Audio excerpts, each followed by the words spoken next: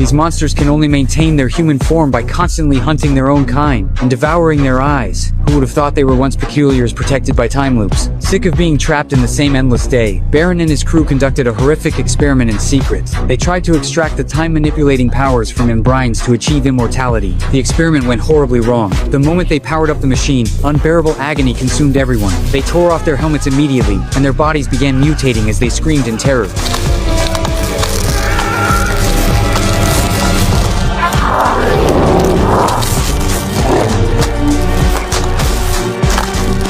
By the time Baron realized what was happening, it was too late. He'd already transformed into a massive hollow monster. But then they discovered something. Eating the eyes of peculiars could actually reverse the transformation and restore their human appearance. So these hollows started attacking time loops all over the world, sacrificing innocent children's lives to fix their own mistakes. To hide from this evil, Miss Peregrine set up her loop on a remote island. On September 3rd, 1943, she brought the children outside, set up the grandfather clock, and cranked the phonograph. As music filled the air, everyone put on their gas masks while Miss Peregrine gripped her pocket watch and looked up at the sky. Nazi bombers flew overhead. One plane opened its hatch, and a bomb marked with a danger symbol came plummeting down toward the children's home. Miss Peregrine stared at her watch. The instant the bomb was about to hit the ground, she pressed the watch, and time froze. Raindrops in the bomb hung suspended in midair. Then she turned the watch backward.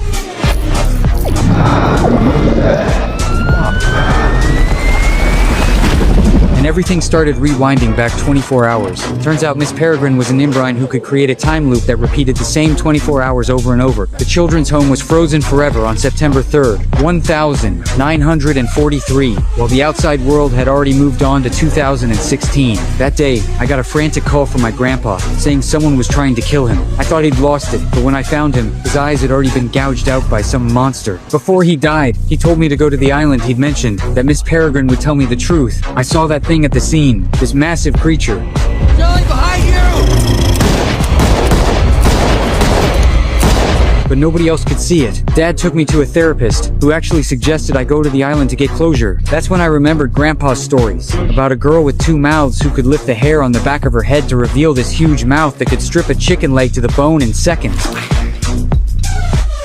A boy who could release thousands of bees from his mouth, and an invisible person you couldn't see even when they wore clothes. Grandpa swore it was all real. I used to believe him. I even showed my classmates the photos, and they laughed at me. After that, I stopped believing. To honor Grandpa's dying wish, Dad and I went to the island. I tracked down where the children's home used to be, but all I found were ruins from the 1943 bombing. I went back the next day and actually ran into the kids from Grandpa's stories. I freaked out and ran, then knocked myself out. When I came to, this super strong girl had carried me to a cave. The kids